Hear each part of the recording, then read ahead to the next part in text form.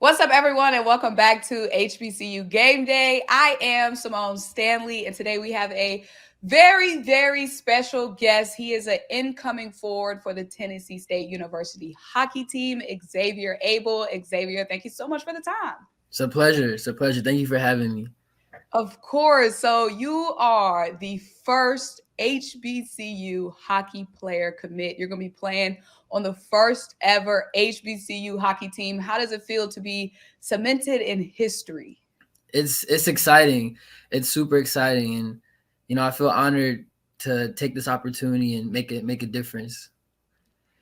What drew you to Tennessee State University? Because they don't even have a head coach right now. Yeah, The yeah. the team, So, I have two cousins that attended Tennessee State, and one's a grad student. She's on the verge of graduating. The other one graduated, Taylor and Clark Abel, and I also have a great aunt that went here, Patricia Humphrey. So I have family alumni that went here, and my mom went to Hampton. So it's in the family, you know, going to HBCUs and having that HBCU experience. So I just wanted to have it for myself. Playing hockey, I was always in PWIs, predominantly white schools. So I just wanted to have like a sorry, my voice.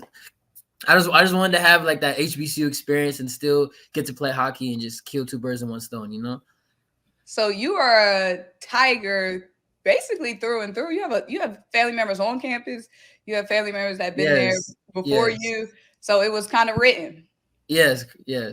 How excited were you then to know that Tennessee State was bringing a hockey program on campus? I was super excited. Actually, my grandma went on Facebook and she reposted it and she spammed me.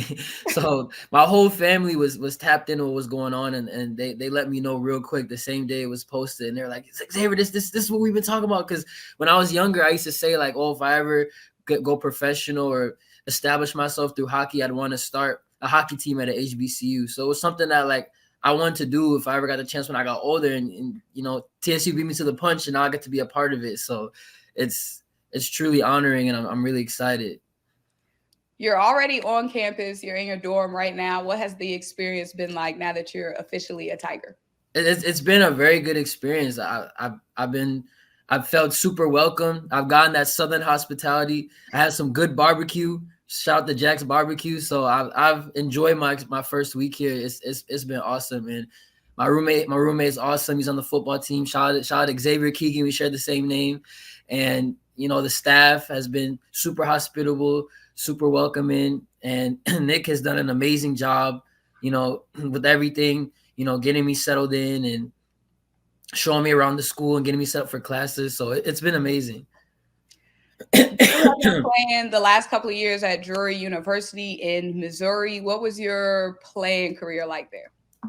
It was good. It was exciting. I scored the first goal in Drury franchise history, the first game against St. Louis University, September 23rd in their first inaugural season, 2022 to 2023. And yeah, the jury was a very good experience. I don't really have too much to say upon that. It was just played hockey, got a good education there. It was good. It was good. I'm glad I had that experience, and I hope for all the best for Jerry moving forward. So you're just a walking like history maker. You scored the first goal in Drury history. Now you're making HBCU hockey history. You're just like a legend, a hockey legend. How did you see your game grow during your time at Drury?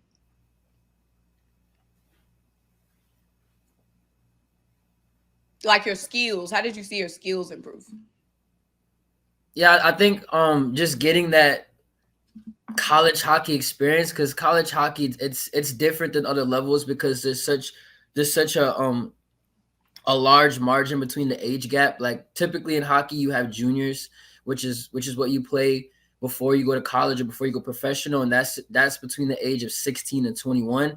But for college hockey, you could start at 18 and play up until you're like 26, 27. So it's such a large gap age range wise, and you get a lot of experience playing against older players, and it definitely develops your game, especially as a younger player.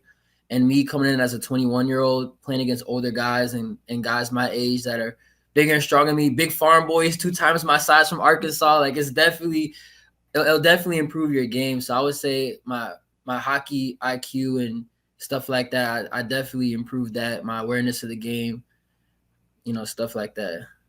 Where did your love for hockey originate? It originated in Chicago, watching the Blackhawks.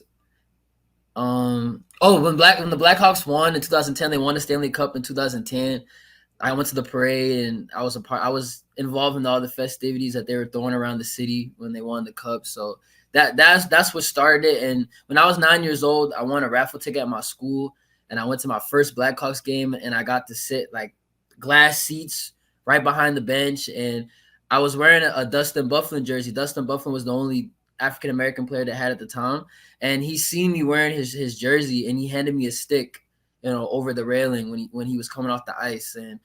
And the person at my school that distributed the raffle tickets, they were an equipment manager for the Blackhawks, and they got Buffalo and I in contact, and we were writing letters to each other and stuff. And that's what motivated me to get into the game, and that's what started the love for the game. So yeah. That's awesome. So has he continued to be a mentor for you? No, we kind of fell off after the first year of me writing to him. We kind of fell off. I'm not sure if the manager, if he stepped down or whatever. I just lost contact with him, but I have a stick still. I have bobbleheads of him. I have a big sticker of him in my room, and I have a sticker of Jerome McGinley as well. So I've still paid homage to him through the years, and I will always give him his credit for motivating me to, be like him one day. So yeah. He might see all these interviews, and Yeah. pop back up. Yeah, hopefully. Yeah, he's retired now, so hopefully he does. When did you know that hockey was something that you wanted to pursue long term? Sorry, could you repeat that? I said, when did you know that hockey was something that you wanted to pursue long term? When I was 10 years old, after my first year, I did a Chicago Wolves like little youth camp for just kids in the Chicago area trying to learn just basic hockey skills, learn how to skate. And the trainer, I met Eddie Olczyk at one of those camps, and I met Bobby Hall as well. Those are two Blackhawks legends, and it was just cool. That whole experience just really just got me involved in the game and got me wanting to continue playing. And the trainers were telling me that like I was naturally good at skating. Like I had very good edge work and skating ability because off the ice, I'm very fast, and I was low key meant to be a track runner. I run a really fast 40 yards, so that athleticism translated on the ice, and it made me a good skater from early. And you'll see TSU will see that in my game. I can move pretty well, so yeah, that's definitely what started it. You were just meeting everybody, like. Yeah. What was your experience like playing hockey as a Black kid and a Black man now? It's been quite the experience. I feel like it's definitely prepared me for life, prepared me for reality, and gave me those ups and downs that, gave me tools that will help me for the rest of my life, moving forward, and, just being a man and being an African American man in America. So it's definitely something. It's definitely an experience, I would say, in good and bad hindsight. So yeah. So you talked about your speed. So of course, we're gonna be expecting that now. We're gonna be looking out for you at speed. What other aspect of your game are you proud of? I would say I've got a pretty good shot. I've got pretty good puck handling skills, and my penalty killing, I'm a tenacious penalty killer. Yes, like I let my game speak more than what I would say. So I would just come watch, come tune in, and you'll see what I could do. I don't want to say too much. What are you focused on working on between now and September when TSU hits the ice? Preparing for the seasons, getting my body in shape, getting my mental in shape, because in all sports it's all 90% mental. So getting the right nutrition, always exercising your brain, doing good stuff like Sudokus and stuff, and just getting myself just fully prepared mentally and physically for the season so I could contend and put TSU on the map for college hockey. Early on, hockey will be a non-traditional sport at HBCUs. Of course, as the time moves on, that will change. But what do you think is one of the biggest misconceptions when it comes to hockey that we should wipe out of our brains before September comes? That it's a white sport and it belongs to Caucasians because the sport is for everyone. And